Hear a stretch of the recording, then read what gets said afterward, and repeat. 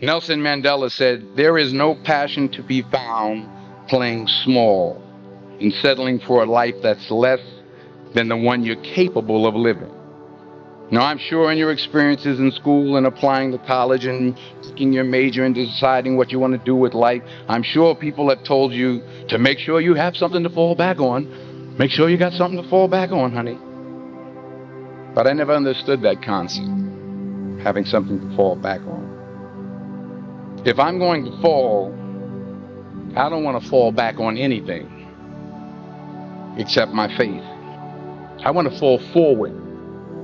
I figure at least this way I'll see what I'm going to hit. Without consistency, you'll never finish. So do what you feel passionate about. Take chances professionally. Don't be afraid to fail. There's an old IQ test, was 9 dots, and you had to draw 5 lines with a pencil within these 9 dots without lifting the pencil. The only way to do it was to go outside the box. So don't be afraid to go outside the box. Don't be afraid to think outside the box. Don't be afraid to fail big, to dream big. But remember, dreams without goals are just dreams, and they ultimately fuel disappointment. So have dreams, but have goals. Life goals, yearly goals, monthly goals, daily goals. I try to give myself a goal every day. Sometimes it's just to not curse somebody out. Simple goals, but have goals. And understand that to achieve these goals, you must apply discipline and consistency. In order to achieve your goals, you must apply discipline, which you have already done, and consistency every day, not just on Tuesday and miss a few days. You have to work at it every day. You have to plan every day. You've heard the saying, we don't plan to fail, we fail to plan. Hard work works. Working really hard is what successful people do. And in this text tweet twerk world that you've grown up in, remember, just because you're doing a lot more doesn't mean you're getting a lot more done. Remember that. Just because you're doing a lot more doesn't mean you're getting a lot more done. Don't confuse movement with progress. My mother told me, she said, yeah, because you can run in place all the time and never get anywhere. So continue to strive, continue to have goals, continue to progress. Reggie Jackson struck out 2,600 times in his career, the most in the history of baseball. But you don't hear about the strikeouts. People remember the home runs. Fall forward. Thomas Edison conducted 1,000 failed experiments. Did you know that? I didn't know that. Because the 1,001st was the light bulb. Fall forward. Every failed experiment is one step closer to success. You've got to take risks, and I'm sure you've probably heard that before, but I want to talk to you about why that's so important. You will fail at some point in your life. Accept it.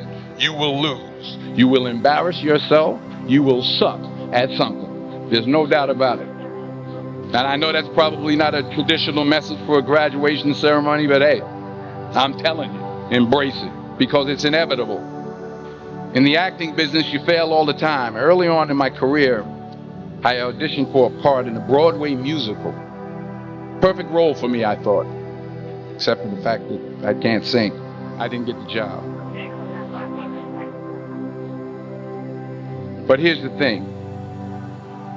I didn't quit. I didn't fall back. I walked out of there to prepare for the next audition, and the next audition, and the next audition. I prayed. I prayed and I prayed, but I continued to fail and fail and fail. But it didn't matter, because you know what? There's an old saying, you hang around the barbershop long enough, sooner or later you're going to get a haircut. So you will catch a break, and I did catch a break. Last year, I did a play called Fences on Broadway. But here's the kicker. It was at the Court Theater.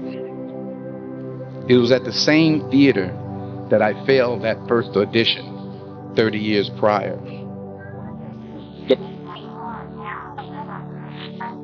The point is, and I'll pick up the pace, the point is, every graduate here today has the training and the talent to succeed. But do you have the guts to fail? Here's my second point about failure. If you don't fail, you're not even trying. I'll say it again. If you don't fail, you're not even trying. My wife told me this great expression. To get something you never had, you have to do something you never did. Les Brown's a motivational speaker. He made an analogy about this. He says, imagine you're on your deathbed, and standing around your deathbed are the ghosts representing your unfulfilled potential. The ghost of the ideas you never acted on. The ghost of the talents you didn't use. And they're standing around your bed, angry, disappointed, and upset. They say, we came to you because you could have brought us to life, they say. And now we have to go to the grave together. So I ask you today, how many ghosts are going to be around your bed when your time comes? You've invested a lot in your education, and people have invested in you. And let me tell you, the world needs your talents. Does it ever? I just got back from Africa like 2 days ago, so if I'm rambling on, it's because I'm jet lagged. I just got back from South Africa. It's a beautiful country, but there are places there with terrible poverty that need help. And Africa is just the tip of the iceberg. The Middle East needs your help. Japan needs your help. Alabama needs your help. Tennessee needs your help. Louisiana needs your help. Philadelphia needs your help. The world needs a lot, and we need it from you. We really do. We need it from you young people. I mean, I'm not speaking for the rest of us up here, but I know I'm getting a little grayer. We need it from you, the young people, because remember this. So you got to get out there. You got to give it everything you got, whether it's your time, your talent, your prayers, or your treasures. What are you going to do with what you have? I'm not talking about how much you have. Some of you are business majors. Some of you are theologians, nurses, sociologists. Some of you have money. Some of you have patience.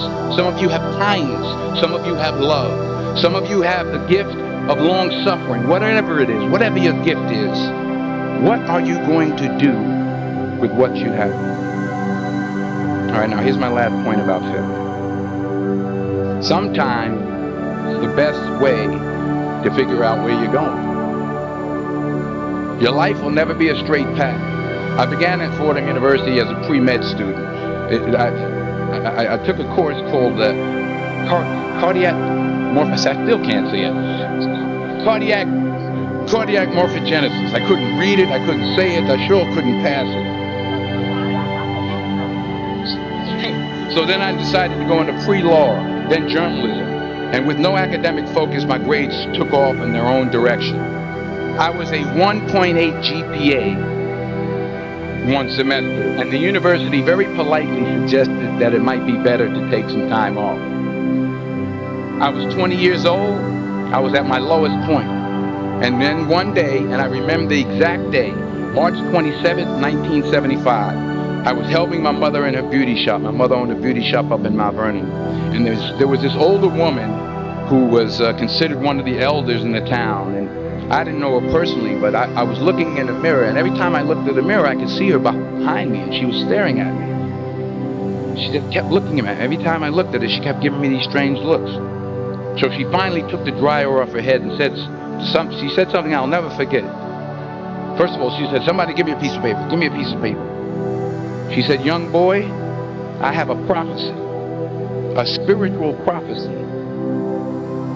She said, you are going to travel the world and speak to millions of people. Now mind you, I'm 20 years old and flunked out of school.